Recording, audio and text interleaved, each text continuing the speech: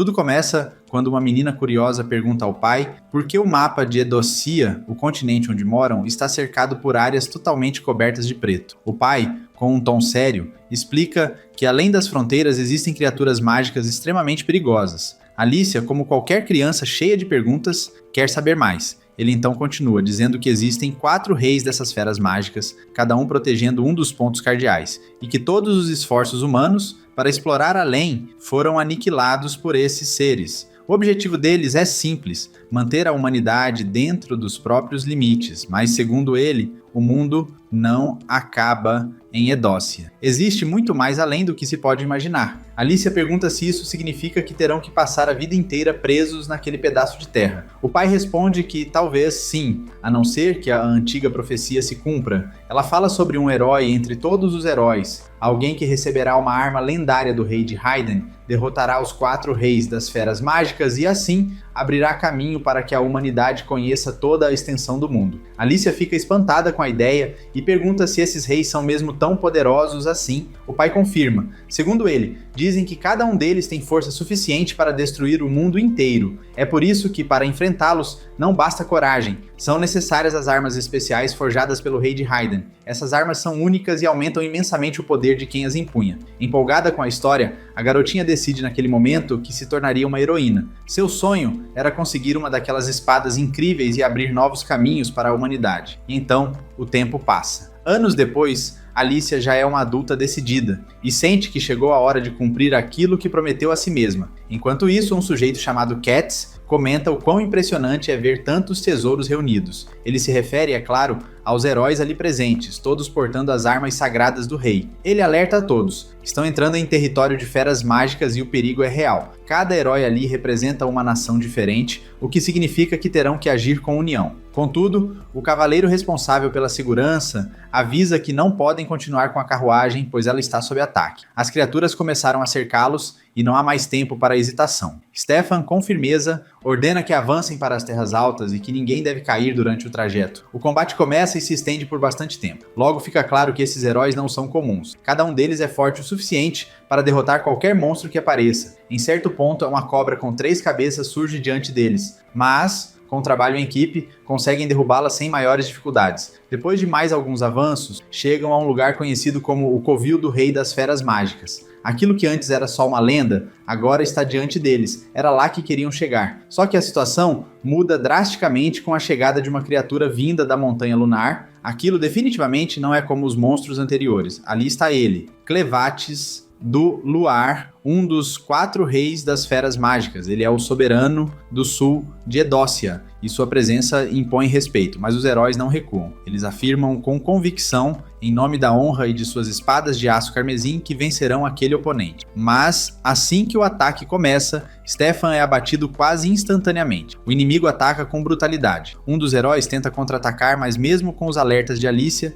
é eliminado logo em seguida. Os outros percebem que o inimigo é mais perigoso do que imaginavam, mas o entendimento chega tarde demais. Apesar dos repetidos avisos de Alicia, 1 a 1 os heróis são derrotados. Ela é a única que consegue entender os movimentos de Clevates e a única a permanecer de pé por mais de alguns segundos. O Rei das Feras observa com interesse. Ele comenta chamando os humanos de hominídeos, que fazia muito tempo que não via um grupo de tão perto. Segundo ele, há 1000 anos os humanos eram comparáveis a insetos, frágeis e fracos. Agora, ele se pergunta como puderam crescer tanto em poder. O que aconteceu nesse milênio? E o que eles pretendem agora? Se os humanos estão mesmo pensando em cruzar novamente seus territórios, talvez seja a hora de estudá-los mais de perto. E assim, diante da força esmagadora de Clevates, todo o grupo falha. Alicia, a heroína determinada, torna-se apenas mais uma vítima, como se tivesse virado uma simples peça de brinquedo. Enquanto isso, na capital do reino de Hyden, chamada Hydrard, Clevates aparece repentinamente. Ele ouviu o desejo de um dos heróis de ter sido escolhido pelo rei de Hyden e, interpretando isso como provocação, decide agir. Nenhum ataque dos soldados tem efeito sobre ele. E agora, ele marcha em direção ao castelo. Os soldados, tentando proteger o rei, aumentam as defesas, mas tudo é inútil. Nem mesmo o cerco consegue barrá-lo. Para Clevates, os esforços dele são equivalentes a serem tocados por formiga. Um mensageiro corre até o rei para avisá-lo. Uma fera mágica está a caminho. O rei entende rapidamente o que isso significa. Os heróis falharam e, se nem eles conseguiram impedi-lo, tentar escapar agora seria tolice. A fornalha real, o coração do reino, precisa continuar funcionando a todo custo. Ela é quase tão importante quanto a própria família real. Os soldados, com essa consciência, atacam o castelo de dentro para fora tentando ganhar tempo. Mas nada adianta, e Clevatis entende algo novo. A diferença entre os soldados e os heróis está nas armas que usavam. Ele viu como Alicia, com uma daquelas espadas, conseguiu danificar seu chifre. Já os soldados, eles mal arranham, ainda assim ele sabe que uma arma, quando bem usada, pode ser extremamente perigosa. Por isso decide estudar tudo que puder e evitar que os humanos fiquem ainda mais fortes. Enquanto o rei se prepara para enfrentar o inevitável, é surpreendido ao ver a criatura entrando ilesa em seus domínios. Clevatis logo percebe, pelos trajes e joias, que está diante do próprio rei. Raiden pergunta como é possível que uma fera mágica fale a língua dos humanos. Clevatis, com frieza, o avisa para escolher bem as palavras. Qualquer erro pode provocar a extinção de todos os Mini do continente. Ele não hesita ao dizer que pode acabar com Dawn, Aug, Slarda, Bent e todos os reinos de Edócia. A razão? Ele acredita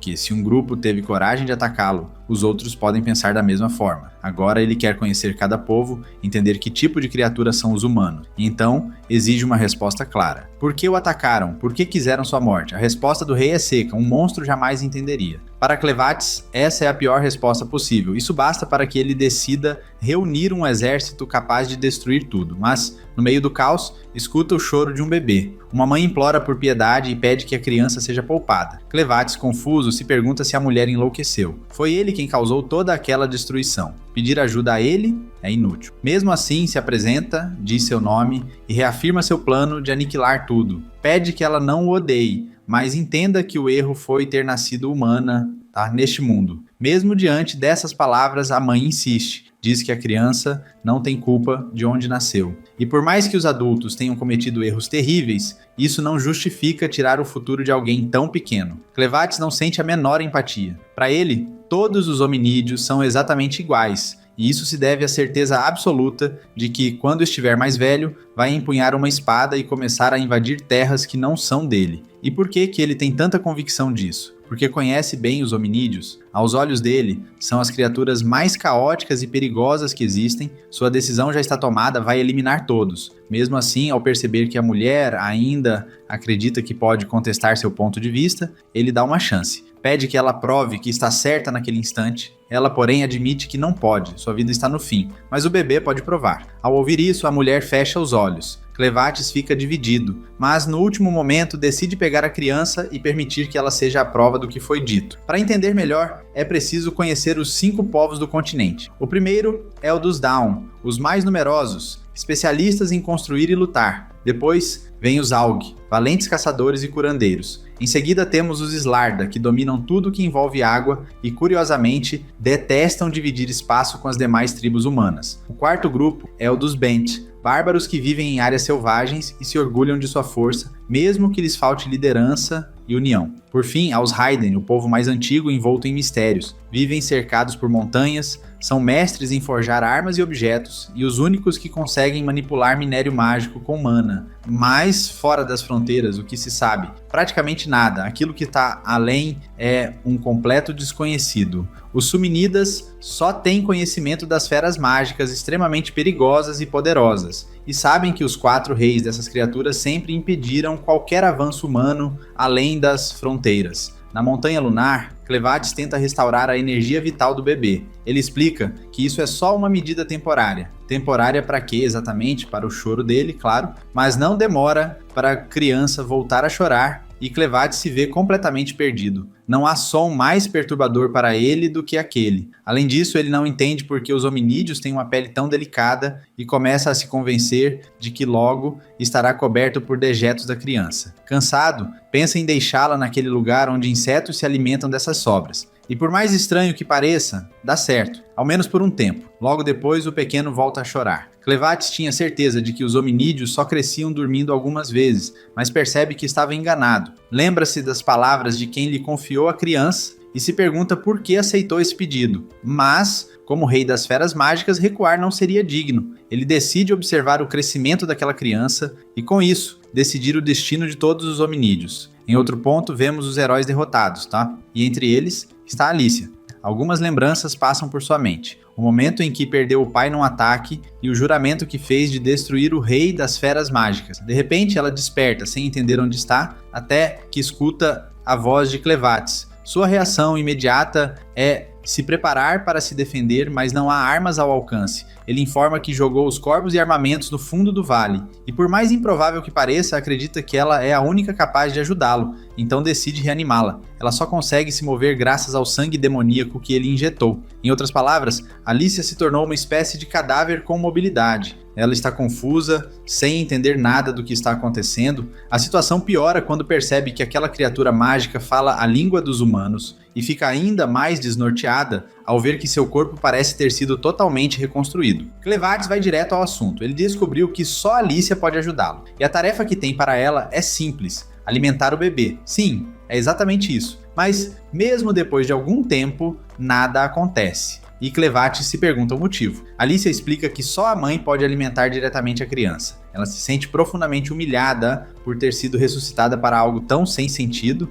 e pede que ele a traga de volta à vida, mas desta vez de forma permanente. Ele responde que isso não é possível. Enquanto o sangue demoníaco circular por seu corpo, ela não poderá morrer. O bebê volta a chorar. Clevates restaura sua energia vital, mas não consegue resolver o problema principal: a fome. Alicia então exige uma explicação. O que uma fera mágica estaria fazendo com um bebê humano? Ela não tem como alimentá-lo, mas para evitar que continue chorando, precisa criá-lo, ao menos por enquanto. Alicia admite que nunca foi mãe, mas Clevates acredita que conhecimentos básicos já são suficientes. Ele pergunta o que poderia saciar a fome do bebê e como Alicia, agora sob seu controle, não pode desobedecê-lo. Ela responde que há uma alternativa: uma ama de leite. Outra mulher poderia fazer isso. E caso não houvesse nenhuma por perto, seria possível contratar uma, desde que se tenha dinheiro. Como é evidente que Clevates não tem nenhuma moeda, ela sugere uma troca. A região é rica em minério mágico, e um pequeno fragmento seria suficiente para pagar pelo serviço. Apesar de Alicia estar colaborando, o olhar dela revela outra intenção. Se pudesse, atacaria a fera naquele instante. Mas sua mente logo a faz recuar. Ela sabe o que aconteceria se tentasse algo. Clevates toma uma decisão: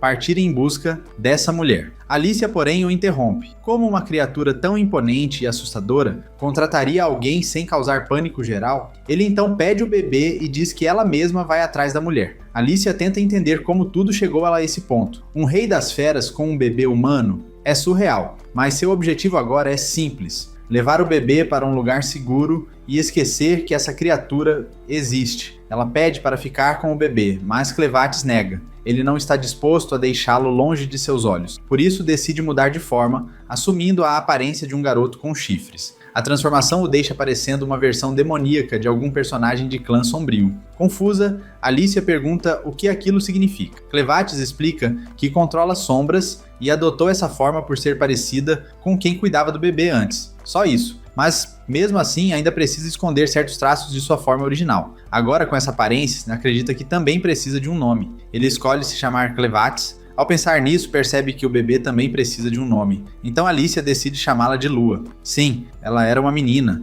algo que acabamos de descobrir. Clevates pergunta à sua nova ajudante qual é seu nome. Alicia responde: vem da Vila Zorgo. Com tudo resolvido, eles seguem em busca da mulher que poderá ajudar. Algum tempo depois, Alicia reflete sobre como sua vida mudou drasticamente. De heroína a babá foi uma queda e tanto. E o pior, Clevates é extremamente rigoroso com a higiene de Luna. Nada pode estar fora do lugar. O problema é que Alicia não tem escolha alguma. Literalmente, ela é incapaz de contrariá-lo. Depois de um tempo, com tudo pronto, Clevates avalia o resultado e pensa que até os insetos teriam feito um trabalho mais decente, mas no fim das contas, aquilo é o que tem. O acampamento onde Alicia costumava ficar com os outros heróis não lhe parece minimamente útil aos olhos dele. Ele pede que a loira encontre outra roupa e tire o resto da armadura, pois ela não será necessária para trazer Luna de volta à vida. Além disso, Clevates solicita que ela tome um banho e limpe a peça de roupa com a qual havia envolvido Luna antes. Alicia está arrasada. Se sente ainda pior ao pensar em como chegou a esse ponto. No entanto,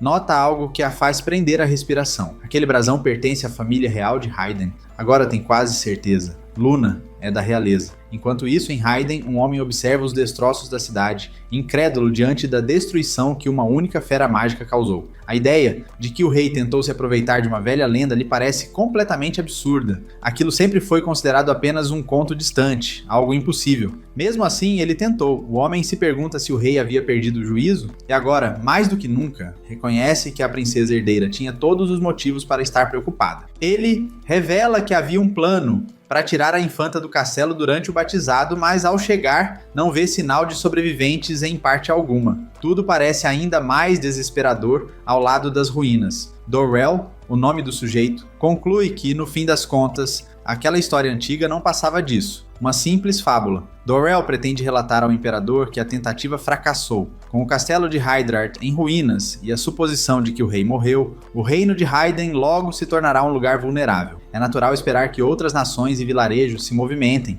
Até mesmo as feras mágicas do sul podem atacar os limites enfraquecidos do território. Porém, para Dorrell, o mais urgente agora é conseguir a técnica de forja de minério mágico, antes que qualquer outro consiga. Ele decide reorganizar suas forças com base na nova situação e coloca o homem ao seu lado como responsável pelas operações dali em diante. E como se não bastasse, dá uma ordem direta: capturar qualquer membro da família real que ainda estiver vivo naquele lugar. De volta a Alicia, ela decide questionar Clegane sobre o escudo, afirma que ele pertence à família real, o que a faz se perguntar como ele pôde sequestrar Luna mesmo sabendo disso. Clevatis nega de imediato, dizendo que não sabia de nada, garante que Luna não foi sequestrada, mas sim entregue a ele. Alicia, no entanto, acha essa explicação totalmente sem lógica. Mesmo assim, Clegane insiste. Tudo aconteceu em meio aos destroços do castelo que ele mesmo destruiu, e ele só agora começa a entender a verdade. Considerando o local em que a encontrou, Luna ser da família real faz todo sentido, e ele se sente meio estúpido por não ter percebido antes. Ele então conta a Alicia, com naturalidade desconcertante,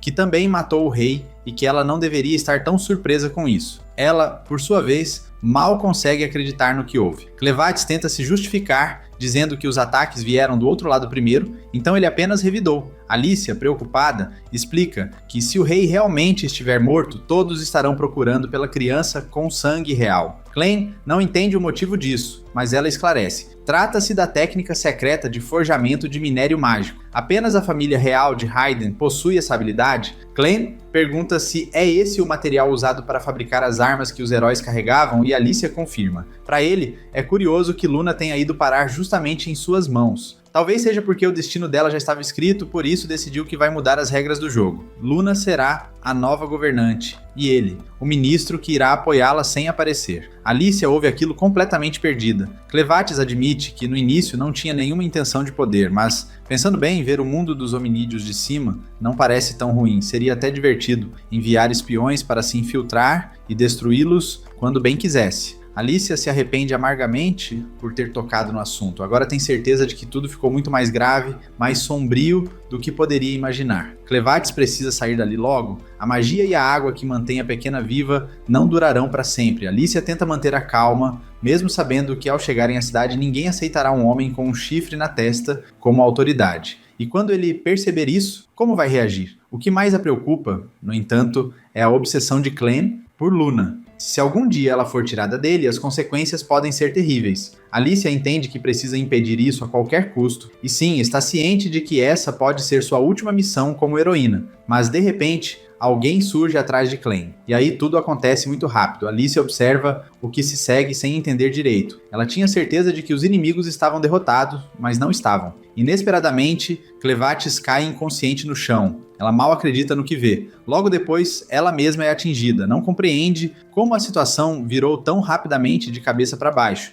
Ambos acabaram sendo sequestrados. Clevatis já estava acordada há um bom tempo, enquanto Alice se mostrava muito assustada e não entendia por que o garoto parecia tão calmo numa situação como aquela. Ele apenas pediu que ela se acalmasse, pois a garotinha estava bem. Chorava até alguns minutos atrás, então não havia motivo para preocupação quanto a isso. Alice se aproximou de Clevatis, querendo entender o que estava acontecendo. Não conseguia aceitar que ele havia sido derrotado com apenas um golpe. Imaginava que sua força tinha desaparecido assim que voltou à forma humana, mas na verdade não era isso. Clevatès admitiu que ficou surpreso ao perceber o quanto aquele corpo era fraco. Alice sugeriu que ele se transformasse e libertasse todos, mas não era tão simples. Clevatès explicou que pretendia levar a garotinha até o trono para então recuperar sua forma original. Além disso, queria ver mais sobre esse lado humano, explorar e viajar pelo mundo. Observando a carroça, ele percebeu que todos haviam sido atacados e levados à força. Pediu que Alice explicasse a situação. Foi então revelado que os homens responsáveis eram ladrões da montanha. Como estavam sendo levados vivos, isso indicava que seriam vendidos por um comerciante de escravos. Clevatès quis saber qual era o nível de força daqueles humanos, mas para Alice não passavam de pessoas com poderes insignificantes. O problema era que eles não hesitavam em usar truques sujos que tinham na manga. Alice resolveu resumir. Eram a escória da humanidade. Ela só não queria que Clevatès formasse sua opinião com base em pessoas como aquelas. Logo chegaram ao local onde mantinham os escravos. Um dos homens recusou-se a ser vendido e começou a gritar. Tentou fugir, mas acabou morto a sangue frio. Todos ficaram em choque. Foi então que o grupo se apresentou como os Corvos. Qualquer tentativa de resistência ou gracinha seria punida com a morte. Eram as pessoas mais violentas que existiam naquele mundo. Alice tentou seguir em frente, mas logo foi agarrada. Um dos homens mandou que ela fosse para o outro lado. De repente, Clevatès foi chamado de inútil por um dos que trabalhavam ali. Ao perceber que ele carregava uma criança, uma das escravas foi chamada para ajudá-lo. Era seu trabalho cuidar das crianças. Assim que viu a menina, a escrava ficou encantada com sua beleza e com o quanto ela era calma. A cena então mudou para uma espada no fundo de um lago, sendo engolida por uma besta gigantesca. Mas logo a narrativa voltou para o chefe do bando. Ninguém o aceitava como líder, mas não havia muita escolha, já que ele possuía uma besta do oeste, chamada de Troll pelas pessoas. Alice não conseguia entender como um humano conseguiu domar uma criatura daquelas. A besta recusava-se a comer Alice por ela ser humana. Então o chefe pediu que escolhesse entre ela e outro. Os dois ficaram apavorados, implorando para que ele não brincasse com aquilo. O homem vasculhou os pertences de Clevatès e descobriu que ela vinha da terra de um dos 4 reis das bestas, o próprio Clevatès. Ouviu dizer que o rei enviou alguns homens para o local e que foram presenteados com itens mágicos. Estava certo de que todos os heróis tinham se dado mal.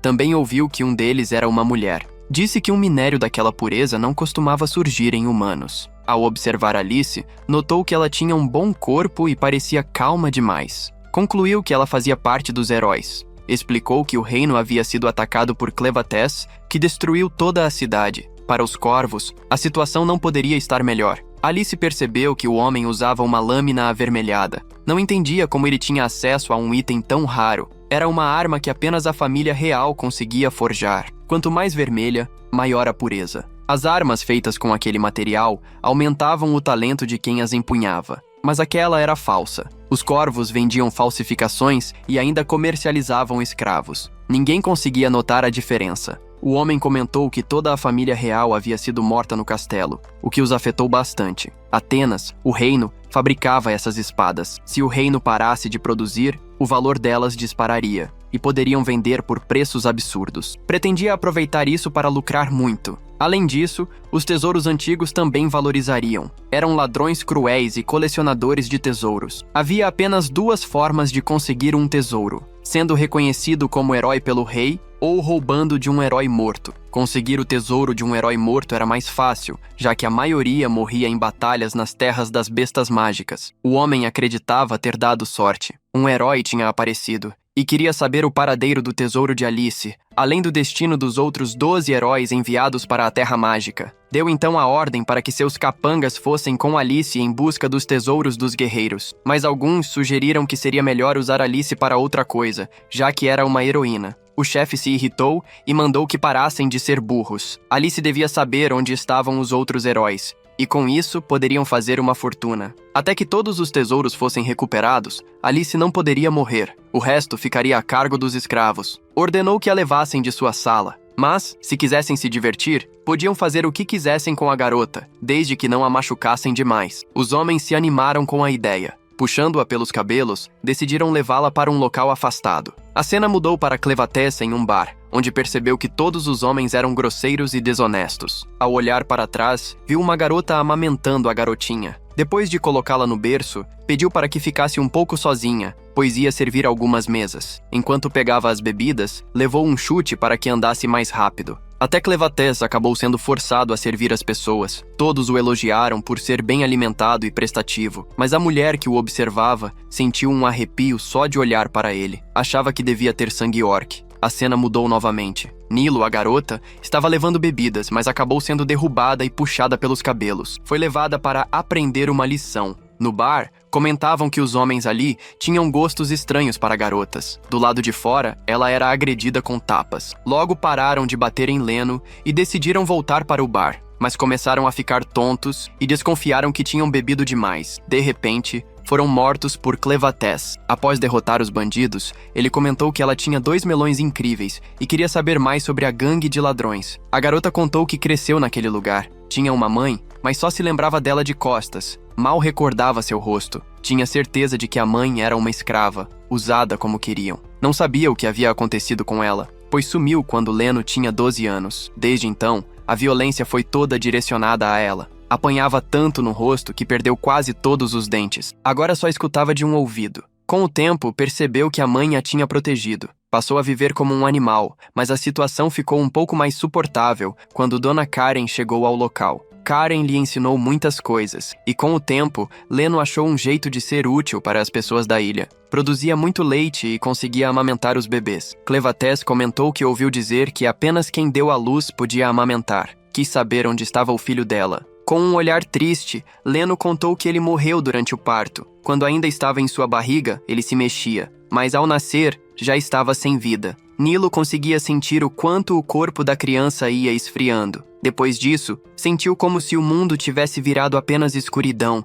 e ela fosse puxada para um lugar sombrio. Naquele momento, achou que talvez fosse melhor morrer de uma vez. Pelo menos assim, poderia se encontrar com seu bebê. Mas ao acordar, havia algo quente sobre ela. Era um bebê. Devia ter uns 6 meses de vida. Quando percebeu o quanto aquela criança estava angustiada e lutando pela vida, Nilo tomou uma decisão. Amamentaria todas as crianças que chegassem à vila. No dia seguinte, mais crianças apareceram. Nilo teve outros filhos que também nasceram mortos. Mesmo assim, sabia que precisava continuar viva. Afinal, havia mais crianças que precisavam de leite. Os filhos de Nilo não tiveram essa sorte, mas ela tinha certeza de que eles foram para um lugar melhor. Clevatès ficou tocado por Nilo ter contado tudo aquilo. Ele queria que ela fosse com ele nessa jornada. Nilo seria responsável por amamentar a criança. Ela não entendia exatamente por que estava fazendo tudo aquilo, mas sabia que Clevatès não confiava nem um pouco na humanidade. Para ele, não havia motivo para que maltratassem Nilo. Agora, Luna estava começando a gostar da presença de Nilo. Queria que ela desse uma resposta. Ou iria com eles para onde fossem, ou passaria o resto da vida sendo tratada como saco de pancada. A decisão era totalmente de Nilo. Ela sabia que era uma proposta boa, mas também sentia que precisava ficar para cuidar das crianças que ainda iriam aparecer. A cena muda para Alice, que está atravessando uma ponte junto com os bandidos. Eles avisam para que ela não tente nenhuma gracinha. A ponte é muito alta, e se ela tentar pular, vai acabar sendo morta pelas pedras que vivem no fundo do mar. A garota já tinha ouvido falar daquele lugar. Ao olhar para baixo, viu várias pessoas tentando escapar. Mas um dos homens explicou que aquelas pessoas já não tinham mais amor à vida. Nesse momento, um dos homens pulou, e Alice entrou em choque. Se a lenda fosse verdadeira, havia um monstro no fundo daquele mar. As mesmas criaturas da história do herói que morreu naquele lugar. O homem que pulou foi morto em poucos segundos. As pessoas que estavam do lado de fora também acabaram morrendo. Alice contou que esses monstros vieram junto com a água e obrigaram o povo a abandonar o poço da mina. Nem mesmo o herói, conhecido como o mais forte da época, conseguiu vencê-los. Naquele tempo, ainda havia chão firme para pisar. O tesouro do herói abriu uma cachoeira bem na frente do reino. Alice percebeu que era isso que eles estavam procurando o tempo todo. Os homens perguntaram o nome da arma de Alicia, mas ela não se interessava em responder para gente como eles. Afinal, não deram nenhuma chance de sobrevivência para ninguém. Para ela, eram apenas pessoas sujas e sem coração. Nenhum deles se importava com nada, e ainda achavam que Alice não tinha entendido a situação em que estava. Ela estava com o braço preso e pesos nos pés. E agora teria que atravessar uma ponte enquanto do outro lado havia pessoas famintas. De repente, Vito pulou sobre a ponte e começou a balançá-la. Ele era um psicopata completo. Por não enxergar, não sentia medo de altura, mas conseguia perceber muita coisa só pelo cheiro e pelos sons. Sabia cada movimento que o corpo de Alice fazia, e o som de um coração batendo forte o deixava ainda mais instável. Mesmo assim, Alice torceu o próprio braço e jogou os dois contra as rochas. Agora, ela queria acreditar em Clevatès. Ela não podia morrer. E assim termina mais um episódio.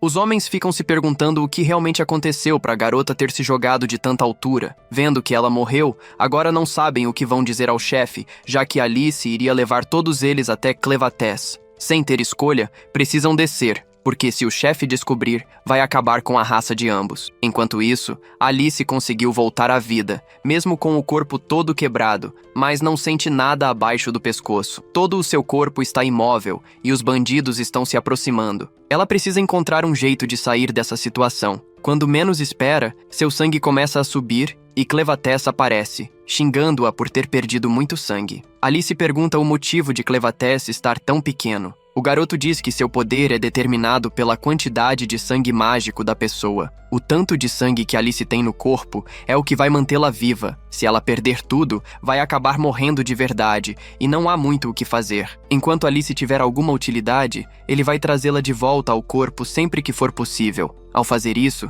a parte do corpo que não foi totalmente destruída será restaurada. Alice não entende por que ainda não foi restaurada, ou se já não tem mais nenhuma utilidade. Clevatès gostaria de fazer uma pergunta antes de qualquer coisa para ajudá-la, já que ainda não tiveram muito tempo para conversar. Enquanto se afastavam, Clevatès conseguiu encontrar a pessoa perfeita para alimentar Luna. O nome dela é Nello, e ela está com os bandidos. Da perspectiva mágica de Clevatès, Nello nunca foi bem tratada enquanto esteve com essas pessoas. Clevatès imaginou que ela aceitaria sua oferta de se juntar a eles na missão de criar Luna e levá-la dali. Ele não entende o motivo de Nello ter recusado sem nem pensar. Alice diz que provavelmente é por causa da aparência de Clevatès. Os bandidos não deixam ninguém sair daquele lugar. Eles iriam atrás dela sem pensar duas vezes, e não importa onde Nello fosse, seria morta por eles. Então, talvez Nello ache que não conseguiria escapar com vida, preferindo ficar onde sabe que vai sobreviver e ajudar as crianças que chegam precisando de sua ajuda.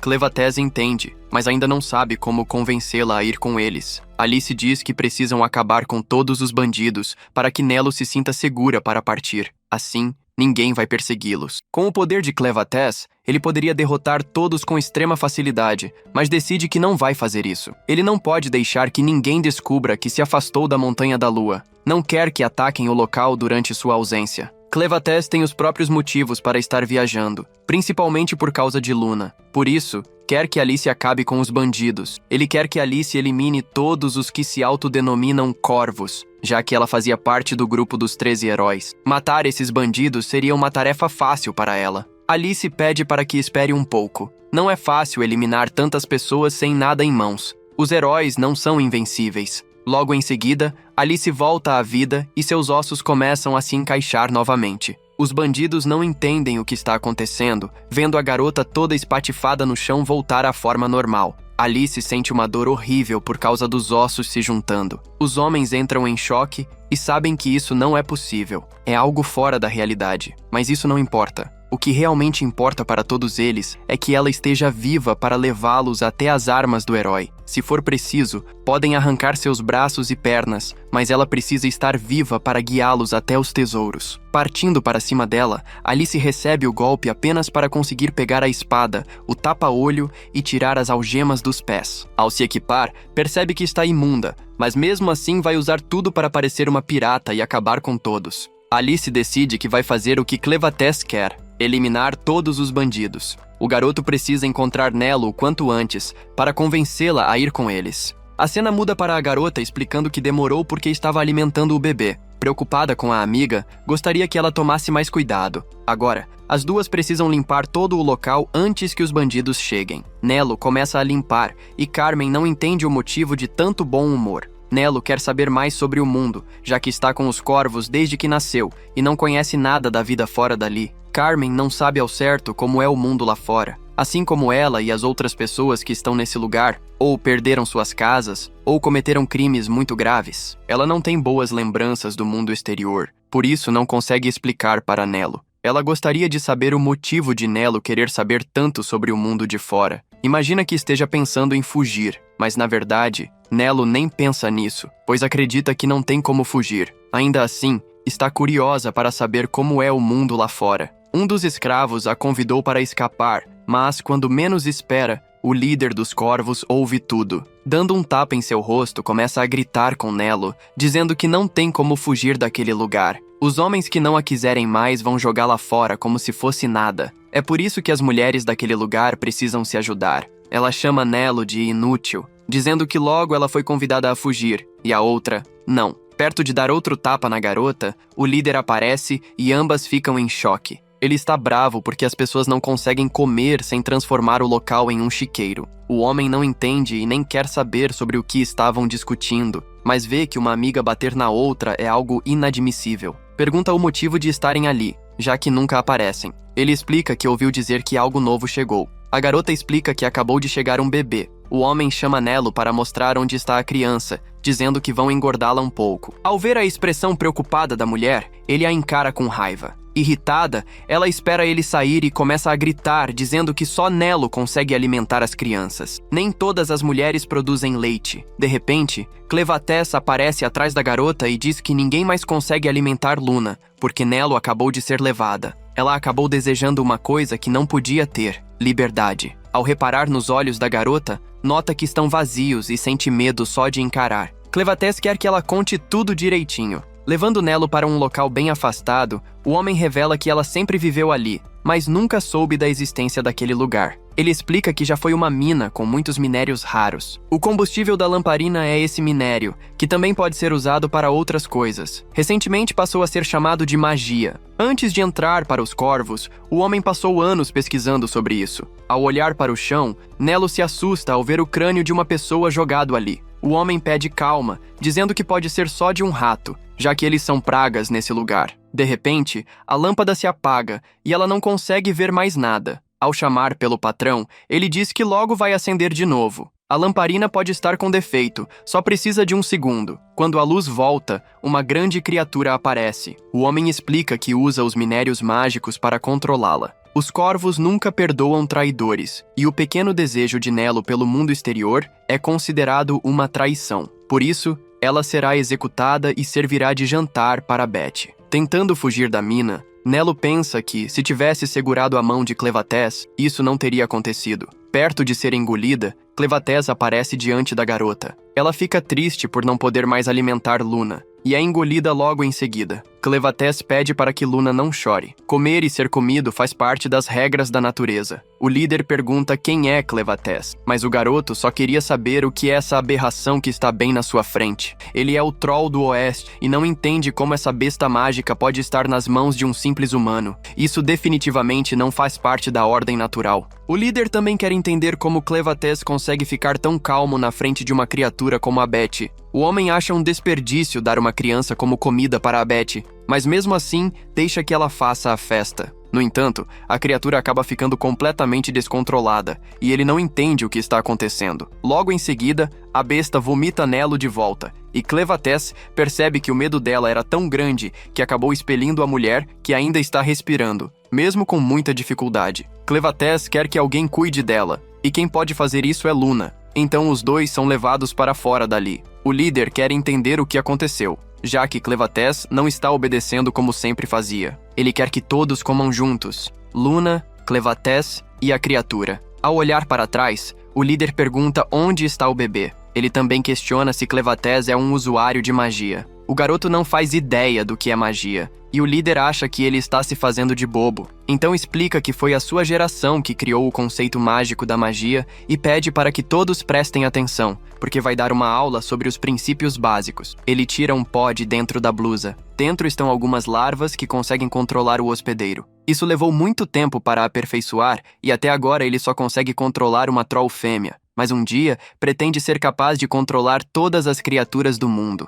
Ele então ordena que Betty ataque. Clevatès é atingido por um golpe e arremessado para longe. Quer saber por que Alice nunca explicou nada sobre magia, já que nessa forma, ele sente todos os impactos. Enquanto isso, Alice ainda está lutando contra os bandidos, e todos a chamam de monstro. Somos levados a um momento do passado, onde ela sempre treinava com seu pai, que lhe ensinava tudo sobre magia. Perguntando como podia ficar mais forte, o pai explicou que ela nunca poderia hesitar. Jamais deveria deixar de ferir o inimigo. Quando a rigidez do corpo desaparecesse, ela ficaria ainda mais forte. O mais importante era confiar na força da espada. Logo em seguida, voltamos ao presente do anime, com Alice derrotando todos com facilidade. Um dos homens sabe que não tem chance de vencer na técnica, então tenta vencer na força. Ao acertar um golpe na espada da garota, consegue bloqueá-la e jogá-la para longe. Mesmo assim, nada acontece com ela. Alice se levanta e os homens querem saber do que os ossos dela são feitos. A garota percebe que precisa de uma espada melhor e sai correndo, tentando pegar a espada lendária que está no rio. Ao perceber que ela correu para o riacho, um dos homens entende que ela está esperando que alguém caia para que possa se alimentar. Sobe para o alto enquanto os bandidos continuam perseguindo Alice. Eles destroem uma parte da tábua, jogam maçãs para a besta e, mesmo assim, continuam atrás dela. Alice corta outra parte da corda e dessa vez é a hora da besta mágica se alimentar. Logo, todos são puxados para o fundo do mar e as bestas começam a devorar os bandidos. Querendo saber onde está a mulher, descobrem que ela está escondida dentro do balde de maçãs. Ela tem uma vantagem que o antigo herói não tinha. Não se afoga de jeito nenhum. Agora parte em busca da espada lendária. Mesmo assim, no fundo do mar, há uma outra besta à sua espera. Várias pessoas caem nas águas repletas de bestas marinhas, onde rapidamente começam a ser devoradas por elas, sem sequer verem a morte se aproximando, pois estavam desesperadas, gritando por suas vidas. Afundando mais dentro da água, havia uma caixa onde Alicia se escondia, segurando a respiração e sem revelar sua posição às criaturas para se manter segura, embora seu corpo estivesse desesperado para sair dali o mais rápido possível. Afinal, ficar sem ar é uma tortura. Até mesmo para ela, que não podia morrer. Em determinado momento, ela chega ao fundo acabando por cair da caixa, e ali, com o corpo pesado como chumbo, vai perdendo a consciência. Mas, com suas últimas forças, encontra uma das espadas mágicas que procurava, brilhando em vermelho, e assim usa tudo que lhe restava para tentar pegá-la, acreditando que o poder absurdo que ela concederia permitiria a ela se defender das bestas marinhas que circulavam acima dela. Contudo, faltando pouco para alcançá-la, um olho gigante se abre, e Alicia percebe que estava sobre uma besta marinha abissal, e não sobre o chão. Logo, a besta se move agressivamente, lançando tanto Alicia quanto a espada para longe. Enquanto era arremessada, ela observa, indignada e surpresa, o tamanho colossal daquela besta marinha que surgiu, demonstrando uma clara expressão de espanto. Em seguida, ela se pergunta como algo daquela magnitude estava tão bem escondido no fundo do poço da mina de Elbe. Logo, procura pela espada, olhando ao seu redor, encontrando a arma atrás de si, e assim começa a nadar em sua direção para pegá-la e usá-la. Afinal, só assim teria uma chance. Contudo, a besta marinha enorme começa a sugar a água com sua boca, levando Alicia junto da espada em sua direção, sem permitir resistência, com o objetivo de devorá-la. Alicia ainda tenta lutar contra. Tentando pegar a espada, todavia, não adiantou muito, pois acabou sendo abocanhada pela besta marinha. No entanto, conseguiu deixar seu braço de fora entre um dos dentes da criatura, segurando a espada, enquanto se lembrava daquele homem que lhe dissera que os braços dela eram mais fracos do que os de um homem, mas que, em compensação, ela era melhor do que qualquer um em extrair a força de uma espada, afirmando em seguida, com sangue no rosto e um sorriso, que ela seria um ótimo herói. Isso foi o gatilho necessário para que ela reagisse e cortasse os dentes da besta marinha colossal, conseguindo sair de sua boca dessa forma. Assim, ela se afasta, empunhando a espada enquanto encara os olhos enormes da criatura. Seu abdômen estava rasgado e sangrando bastante, contudo, ela havia conseguido pegar a espada, então foi uma troca justa. Em seguida, dá uma ordem à espada, divisora de fluxo. Solte seu grito. Nesse instante, ela percebe algo, girando com a lâmina e criando uma espécie de peixe de água que a faz se mover rapidamente, fugindo da criatura colossal. Afinal, o traço de um corte com a espada na água permite que ela deslize pela parte cortada, e assim, com movimentos da espada, consegue se mover tão rapidamente e com tanta eficiência que se assemelha a um peixe daquela região. Além disso, essa espada se tornava muito mais poderosa dentro da água. Logo, ela pensa na derrota do antigo herói lendário, que foi morto nas águas com essa mesma espada, concluindo que o responsável devia ser aquela besta marinha colossal. Enquanto isso, a criatura a seguia incansavelmente numa velocidade absurda.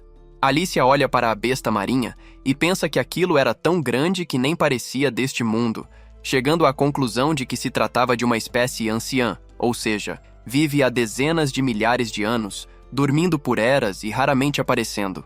Recordando que as minas próximas àquelas águas poderiam ter sido as responsáveis por despertar tal criatura, pensa que o herói lendário anterior provavelmente não sabia com o que estava lidando, e por isso foi morto.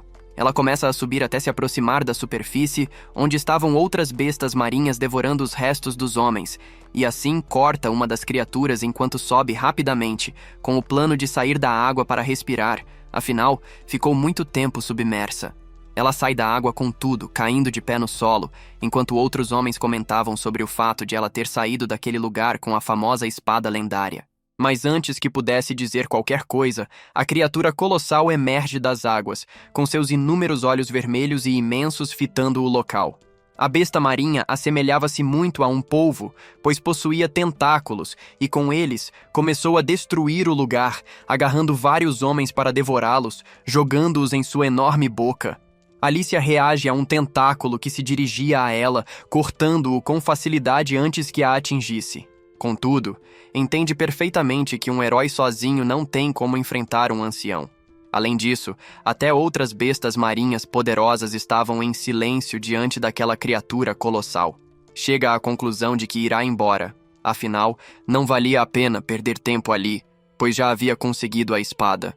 No entanto, os homens das minas pedem desculpas pelo que fizeram e imploram para que ela os salve daquela criatura, dizendo que ela era uma heroína. Alicia responde que, a essa altura, eles não podiam pedir ajuda a um herói, além de deixar claro que não era uma heroína comum, mas apenas uma escrava de algo muito pior do que aquele ancião. Em seguida, vai embora sem olhar para trás, deixando os homens das minas para serem mortos pela besta marinha colossal. Lá no alto, Alicia pensa que tanto o ancião quanto os demais eram bestas marinhas, ou seja, seus movimentos estavam limitados à água, o que significava que não poderiam sair dali. Enquanto o ancião colossal retornava à água, Alicia pensa que Clank queria que ela encerrasse aquilo, então a missão estava concluída. Afinal, de certa forma, todos morreram, e se alguém sobrevivesse, certamente deixaria as minas por conta do ancião desperto. Logo conclui que, mesmo que a vitória não tenha sido a mais gloriosa, ao menos conseguiu aquela espada lendária, então foi melhor assim. Em seguida, a voz de Clank surge, falando com Alicia, deixando-a surpresa. Ele explica que estava se comunicando com ela através do sangue mágico que compartilhavam, dizendo que o sangue avisou que ela havia concluído a tarefa que lhe fora dada, embora com bastante dificuldade. Alicia, indignada, afirma que bastante dificuldade era pouco, pois ficou sem ar, enfrentou um ancião, entre outras coisas, e logo pergunta por que ele não a ajudou. Ele responde que teve um problema durante esse tempo e a repreende por ter escondido dele a existência de magia naquele mundo, chamando-a até ele para que pudesse puni-la. Enquanto isso, no local onde Clank estava, havia algo fluindo no ar, e um homem gordo corria daquilo, se perguntando o que era aquilo e o que aquele garoto era. O homem se lembra de que Clank derrotou uma criatura com magia com extrema facilidade, questionando-se sobre a existência de uma magia física daquele tipo, e que escola seria aquela, dizendo que estava muito desatualizado. No meio da fuga, ele tropeça em um corpo no chão, onde havia uma criança, Luna, chorando, e assim, abre um longo sorriso bizarro. Enquanto isso, Alicia chega até Clank, muito ofegante, dizendo que veio correndo o mais rápido que pôde ao receber a ordem dele para retornar.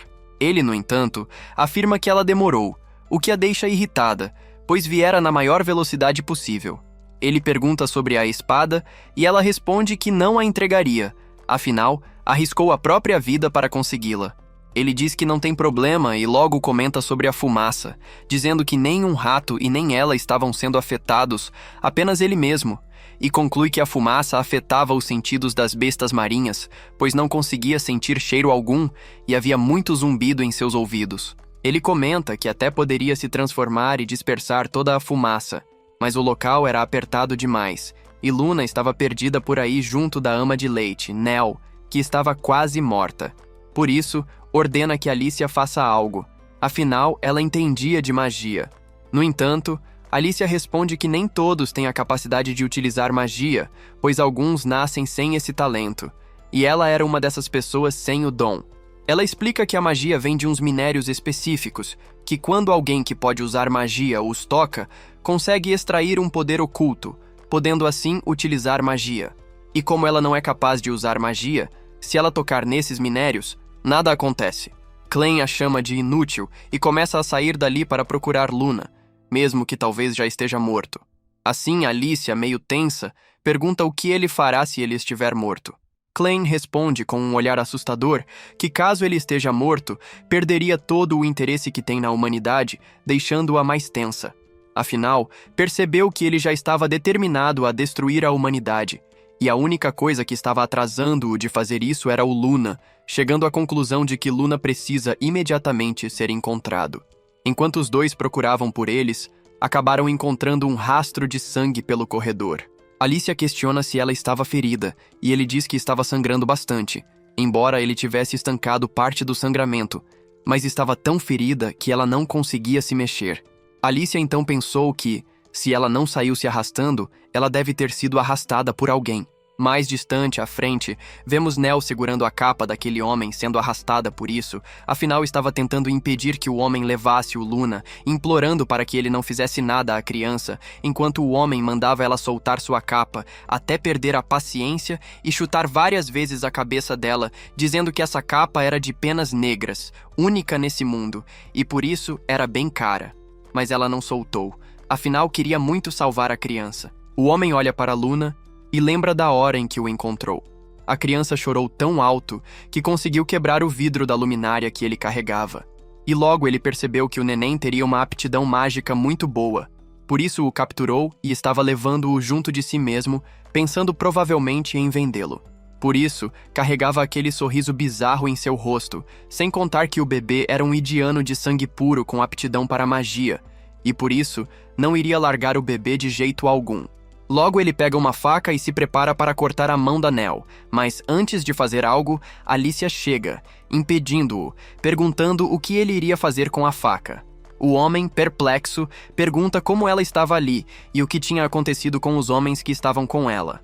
Mas antes de ela responder algo, Clem surge de trás dela dizendo que já haviam sido comidos pelas bestas marinhas, e que pelo menos, para isso serviram, finalizando que todos, no final, independentemente de quem são, viram alimento no fim de suas vidas. O homem coloca a mão do bebê sobre a lâmina da faca e diz que, para cada passo deles, o neném iria perder um dedo, usando-o assim como refém.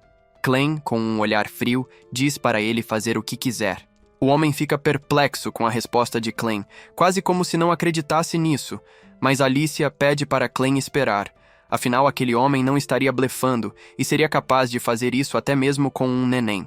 Contudo, Clem diz que não tem problema, afinal pode regenerar a ferida.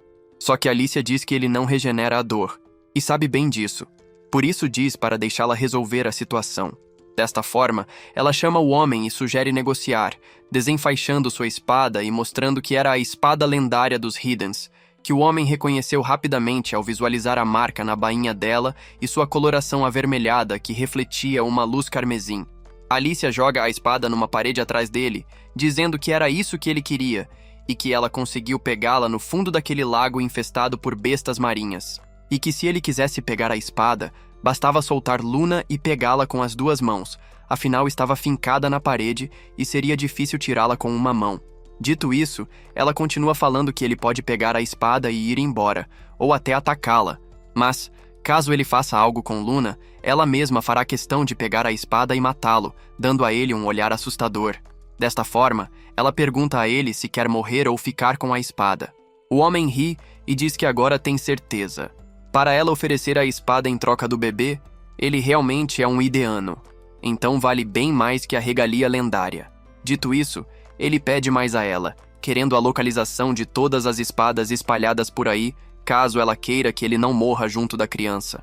Alicia fica tensa, mas Clem diz para ela dar a localização delas, afinal são só espadas. Ela diz a localização para ele, o lugar onde estão todas as espadas restantes, e manda ele mesmo buscá-las. Ele ri e diz que fará isso mesmo, pegando um frasco e quebrando-o acima de si mesmo para ficar invisível. fazendo o neném chorar para que sua aptidão mágica torne a magia de invisibilidade perfeita. E assim, lentamente começa a sair do lugar, lamentando por deixar uma das espadas para trás. Enquanto o homem dizia a si mesmo que era invencível com aquela criança, Alice aparece na frente dele com a espada e o corta ao meio, dizendo que estava escutando muito bem o Luna chorar. Clem pega o neném enquanto o corpo morto do homem cai no chão sangrando e tira o pó dele, deixando-o visível. Alicia diz que só conseguiram salvar Luna graças a Nell e pergunta ao Clem se ele pode salvá-la, já que aparentemente ainda estava respirando. Ele diz que não consegue deixar o sangue mágico dele em mais de uma pessoa, sem contar que ela perdeu várias partes do corpo, então precisaria substituí-las por outras, e que tamanho trabalho não valeria a pena por aquela pessoa. Alicia diz que valia sim, afinal ela protegeu Luna tão bem mesmo nessa situação. Clem diz que se ele tirar o sangue mágico de Alicia e usá-lo na Nell, ela iria morrer mais uma vez, mas Alicia diz que não se importa, e que esse é seu papel como herói, morrer por um futuro melhor. E assim, Clem concorda, tirando todo o sangue dela e salvando a Nell. Depois de um tempinho, Nell acorda, se perguntando o que aconteceu. Logo ela percebe que Clem a salvou, mas ele diz para ela agradecer à heroína Alicia e comenta que ela irá demorar a acordar, afinal seu corpo apodreceu um pouco com o tempo que ele levou para curar a Nell. E diz, com um leve sorriso no rosto, que para uma humanoide ela é bem durona. Logo Alicia acorda preocupada com sua espada, ficando aliviada quando a pega. Clem entrega Luna para Nell e a chama de Neluru, dizendo que, como ela renasceu, seu nome agora era esse. E assim a chama para ir com eles. No dia seguinte, Clevatès decide ficar com a espada de Alice, pelo fato de ela chamar muita atenção. Não quer outros problemáticos de olho nela. Clevatès quer que ela agradeça por não ter jogado fora. Quando menos espera, surge Neluru, que ficou com uma aparência mais bela depois de ter renascido. Logo, todos estão prontos para partir. Neluru relutou para pegar tudo o que tinha, mas conseguiu reunir tudo o que precisava para viajar. Também conseguiu encontrar roupas para Luna. Alice pergunta se não está muito pesado carregar tantas coisas e ainda levar Luna. Mas, para ela, está tudo tranquilo, pois está acostumada a carregar peso e o seu corpo está bem leve. A garota lembra que havia perdido boa parte do corpo. Mesmo assim, ainda continua carregando diversas caixas como se não fosse nada. Em seu pensamento, fica se perguntando se Clevatès lhe deu partes do corpo de algum bandido musculoso. Como estava morta, não conseguiu ver o que aconteceu. De repente, Neluru aparece perguntando se ela gostaria que carregasse também a espada e a armadura que leva para não ficar pesado. Ela quer apenas ser útil para Alice. A garota agradece, mas neste momento está sem a sua espada e armadura.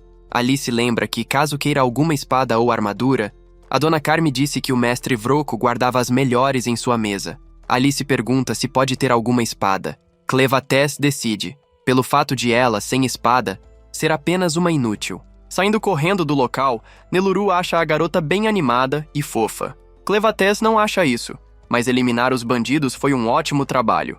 Ao olhar pela região, nota que os escravos fugiram e o lugar ficou vazio. Clevatès pergunta se Neluru vai sentir falta deste lugar. A garota explica que não tem boas lembranças deste local, mas foi onde morou com a sua mãe. Ver tudo vazio, querendo ou não, a deixa um pouco triste, e não há como negar. Queria poder ter se despedido ao menos da Carme antes de ir embora. Quando menos espera, um garoto aparece do alto e diz que finalmente encontrou Clevatès. A cena muda para Alice, arrombando a porta e indo ver se realmente estão ali as melhores armas. Ao olhar algumas partes, conseguiu encontrar moedas e roupa de guerra feminina. Então, ela decide pegar. Mesmo que não vá morrer, ainda sente dor.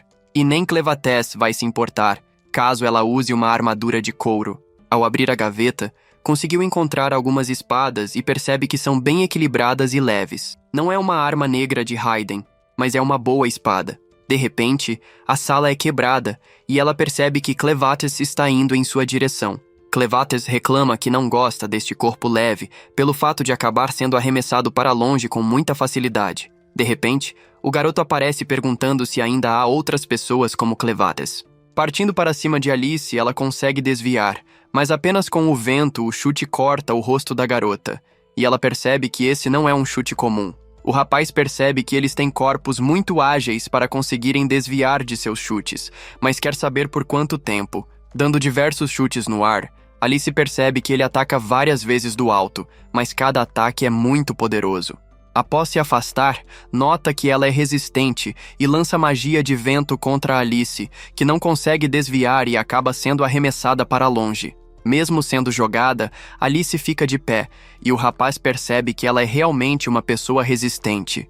Ele permite que Alice vá embora. Neste momento, está interessado apenas em Clevatès. Alice não vai ficar parada. Não sabe se ele é um dos bandidos que sobreviveu, mas gostaria que não a subestimasse por ser uma heroína. Partindo para cima, ativa a sua técnica. Perto de eliminar o garoto, Clevatès paralisa ambos e dá um soquinho nela. Ele deve tê-los atacado por engano, e caso não a tivesse parado, o chute do garoto teria destruído seu corpo por completo. O garoto não entende o motivo de tudo isso ser um mal-entendido, e se for, gostaria que Clevatès explicasse. Ele está sentindo o cheiro de um troll do oeste vindo de Neluru. Havia recebido a notícia de que havia um homenzinho que controlava um troll e encontrou um cadáver de troll no subsolo, com braços e pernas arrancados, rosto e entranhas espalhados por todo o lugar. Então, gostaria de saber se Clevatès é a pessoa que matou o troll. O garoto entende tudo, então pede para que Neluru pegue Luna e espere na entrada da vila. Alice pergunta se ela também pode ir junto. Clevatès diz que não, pelo fato de o garoto ser uma besta negra. Está em forma humana, mas por dentro é outra coisa. A ilusão sobre ele é tão poderosa que nem Clevatès consegue ver sua verdadeira forma. Mas ele tem garras e asas, disso tem certeza. E há apenas um ser capaz de usar ilusões tão poderosas como essa. O rei das bestas negras do oeste, Zavtier dos fantasmas. A propósito, ela não se dá bem com o Clevatès do luar. O garoto gostaria de saber quem é Clevatès e como sabe de tudo isso. Logo, o garoto se apresenta como um rei das bestas negras sob forma humana, assim como ele. Na mente de Alice, ela fica se perguntando o motivo de Clevatès se esconder até mesmo de bestas negras a sua identidade. Logo entende que Clevatès não quer mostrar a ninguém a sua verdadeira identidade. O garoto sabe que nem deveria conversar com Clevatès, mas ambos têm o mesmo objetivo. Logo, acaba se transformando em uma ave. Ele ouviu dizer que Clevatès destruiu uma capital humanoide. A senhora Zavtier também está considerando a destruição de humanoides. Logo, ele se apresenta como Gart. Ele é um dos servos da senhora Zavtier, rei das bestas negras do oeste. Então, quer que o garoto mostre que também é uma besta mágica. Clevatès mostra apenas uma pequena fração de seu poder, e o garoto acha que é o suficiente. Gart logo se destransforma, e por ora, não há mais motivos para lutar. Na mente de Alice, ela está em estado de choque pelo fato de haver duas bestas negras que falam e se parecem com humanos. Ela fica se perguntando o tempo todo se os heróis estavam lutando a batalha certa. O mundo da humanidade pode ser menos do que imaginavam. Clevatès pede para que Alice descarte todas as suspeitas desnecessárias. Não há muitas bestas negras capazes de assumir forma humana e usar a fala. E exceto Zavtier, que gosta de ilusões, ninguém se envolve com humanoides sem um bom motivo, pois todos desprezam os humanos. Acham que é até meio constrangedor falar com eles. Gart concorda, e é por isso que precisa de uma explicação. Alice disse que é uma heroína. Os heróis são os inimigos dos monstros. Gostaria de saber o motivo de Clevatès estar com ela. O garoto acha que Alice é subordinada de Clevatès. O garoto diz que, de fato, ela é uma heroína, mas agora é sua serva. Está sob um feitiço que garante que jamais o desobedeça. Enquanto tenta aprender os costumes dos humanos, ela é apenas uma guia e seu escudo. E o mesmo vale para Luna e Neluru, ferramentas para ajudar a apresentar sobre os humanoides. Como Gart é alguém de fora, Clevatès não tem obrigação de dizer mais nada. Gart está curioso sobre o feitiço que garante obediência eterna, mas vai aceitar. No entanto, decide dizer uma coisa ao garoto. Se as ferramentas de Clevatès ficarem no caminho, ele irá matá-las. O garoto diz que faça como quiser, mas não permitirá que isso aconteça. Agora, Clevatès decide que é sua vez de fazer perguntas. Gostaria de saber o motivo de Zavtier querer destruir a humanidade. A Zavtier, que conhece, é estranha e gosta de observar humanoides. É adorada como deusa pelos orcs nas florestas ocidentais. Gostaria de saber o que a fez mudar dessa forma. Alice também gostaria de saber o motivo, já que os heróis nunca vão para a Floresta do Norte por causa dos orcs. Sem a cooperação dos orcs, não há como atravessar a floresta. O garoto responde que tudo aconteceu há mais ou menos 3 dias. Ele estava sobrevoando e percebeu que os filhotes de bestas mágicas estavam sumindo e, junto deles, sempre havia algumas poções. Ao relatar o assunto à sua mestra, ela disse que é normal os pais comerem seus próprios filhos. Mas também existe a suspeita de que os filhotes estejam sumindo misteriosamente. Garth não sabe qual é o motivo por trás disso, mas tem certeza de que faz parte do plano dos humanos. A mulher, esse tempo todo, achou que havia construído uma boa relação com os Zorgs, mas a garota nota que eles não são confiáveis. Pede que Hart se infiltre no mundo deles para que possam saber mais sobre eles e investigar. E, caso descubram alguma coisa, precisarão destruir todos os humanos. Clevates percebe que ela pensou nisso antes dele e fica surpreso. Garth acha que outros filhotes devem ter desaparecido nas montanhas do sul. Clevates explica que matou o humano e quando o Troll atacou, teve que matá-lo também. Garth concorda com a forma como isso tudo foi tratado. Se atacou, tem que atacar de volta. Clevates lembra que Carme havia dito algo parecido. Quando as meninas dão à luz a uma criança, pessoas desconhecidas aparecem para comprá-las impunemente. Ela explica que são homens estranhos, vestidos de preto. Eles sempre estão atrás de algo chamado talento. Lembra-se de seu mestre conversando com eles algumas vezes. Clevates sabe que sua intuição já lhe dizia algo a respeito. O garoto havia percebido que Neluru tinha 3 filhos anteriormente, e agora entende o que aconteceu. Carme provavelmente deu fim a todos eles. Essa é uma regra entre as mulheres do local, já que os homens não as protegem. É por isso que fazem isso. O único orgulho que lhes resta é tentar não engravidar. Mas sempre achou Neluru muito tola para fazer algo assim, e por isso, pensou que ela mesma os matou. Contudo, o garoto explica para Carme que Neluru nasceu naquele lugar, e por isso, sua mãe a escondeu até a idade em que já não poderia mais ser vendida. Ao refutar a garota, ele logo sai do local, e a cena retorna ao tempo presente. Clevates agora entende o que está acontecendo. Humanos comprando recém-nascidos e humanoides, sequestrando filhotes de bestas. À primeira vista, parece algo totalmente desconexo, mas ele logo percebe que tudo está interligado. Aqueles que compraram os bebês têm ligação com Vrocco, o bandido que Alice cortou ao meio. O homem de Garth tem ligação com essas pessoas. Além disso, o homem possuía um troll de estimação. E eles usam frequentemente essa palavra, talento, o que faz Clevates ter certeza de que a magia está envolvida nisso tudo. Garth não sabe o que é magia. Clevates percebe que Alice está um pouco desorientada e gostaria de saber se ela sabe de algo a respeito. Alice explica que não sabe nada sobre magia, mas está parecendo algo que eles faziam. Eles são pessoas que usam a magia como ferramenta de guerra. São chamados de magos. Eles, ao que parece, nos últimos anos mudaram a maneira como as batalhas são travadas. A habilidade do mago é o que determina o lado vencedor. E o primeiro a trazê-los para o campo de batalha foi aquele que é chamado de Matador de Dragões, o General Drell, o homem que matou o pai de Alice. A cena muda para o grupo da cidade de Alice, onde o General Drell está prestes a atacar a fortaleza. Contudo, eles estão indo com cerca de 50.000 soldados, enquanto o grupo defensor tem apenas 6.000. Não há como enfrentá-los diretamente. A única alternativa é tentar seguir pelo segundo portão para que possam tentar combater. É por isso que Bolette enviou Drell, seu general mais poderoso. Provavelmente estão atrás da Forja Real. Caso consigam capturá-la, as armas deles, assim como as dos outros capitães, não poderiam mais ser forjadas. Agora, eles têm certeza de que não podem permitir que a forja seja tomada. Caso isso aconteça, não haverá mais espadas poderosas. A forja é o item mais raro do mundo inteiro. O garoto sabe que as forças de Bolette são muito mais poderosas do que as deles, e caso tomem a forja, tudo ficará ainda pior. Se conseguirem a forja, dominarão o mundo inteiro. Enquanto isso, Drell está avançando. De repente, um homem aparece para informar que o portão leste está se fechando, mas o portão sul está se abrindo. A cena muda para Drell, onde um garoto entra e abre o portão. Ele então explica que o rei está morto e que a princesa herdeira foi levada para um local seguro. Já o pequeno príncipe, de apenas 6 meses, desapareceu. O garoto tem certeza de que ele possui sangue puro e real. E ao que parece, tudo o que se sabe é que o bebê foi levado por um garoto também de 6 meses. Coincidentemente, acabam de receber informações por meio dos corvos de que esse mesmo bebê foi encontrado junto a um garoto de cabelos pretos. Agora estão indo averiguar se a informação procede. Drell quer que esse mago, o mais poderoso de todos, Vá atrás da criança.